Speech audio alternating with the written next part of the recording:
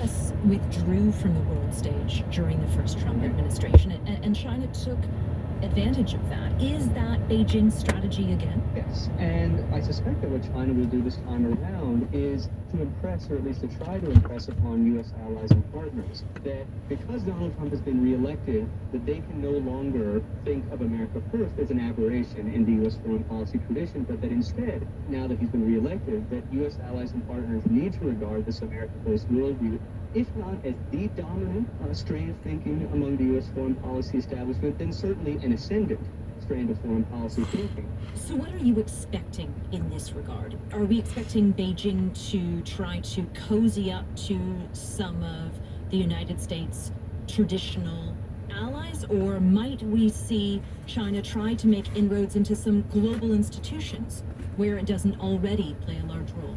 I think all of the above. And I should mention, part of Trump's America First worldview entails not only a skepticism of U.S. alliances and partnerships, but also a skepticism of multilateralism writ large, whether it be participation in the current international order, participation in globalization, participation in long-standing international institutions. I think that China recognizes that advanced industrial democracies are increasingly suspicious of China's intentions and actions, but simply to depict the United States as being unreliable and unpredictable. Can you give me some examples of what it might do? I think that China will try to convey to U.S. allies and partners that they can't depend on U.S. security assurances, that they can't depend upon the United States to offer an affirmative economic agenda. I do think that China will, whether through greater trade offerings, greater investment offerings, in addition to trying to make some inroads, however limited they might be, with advanced industrial democracies. I think that China will try even more in a second Trump administration to further its outreach to countries across the developing world, which the United States has historically underweighted in its foreign policy and where it's lagging economically. So I suspect that trade, for investment, for infrastructure, it will enhance its footprint in the developing world.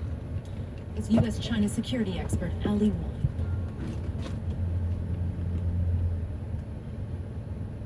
Distribution of the BBC NewsHour in the U.S. is supported by Made In Cookware. Made In Cookware is crafted by chefs for use in restaurants and home kitchens around the world. Their cookware can be found at madeincookware.com. And Midi Health, committed to providing a supported path to symptom relief for women experiencing perimenopause and menopause, offering personalized virtual care. Learn more at joinmidi.com. Staying informed is more vital than ever. With NPR by your side, it is easy to keep up with the latest news. We're at your fingertips on your phone. Listen live at CPR.org.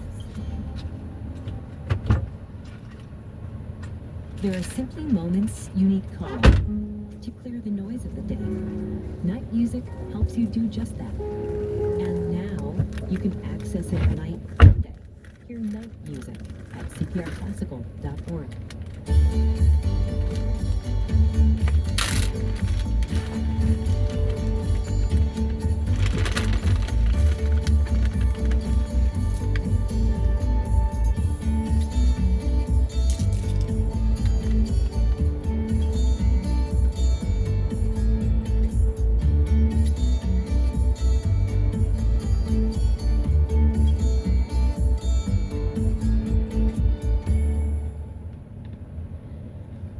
BBC News with Fiona MacDonald. President Biden has praised his Vice President Kamala Harris after her presidential election.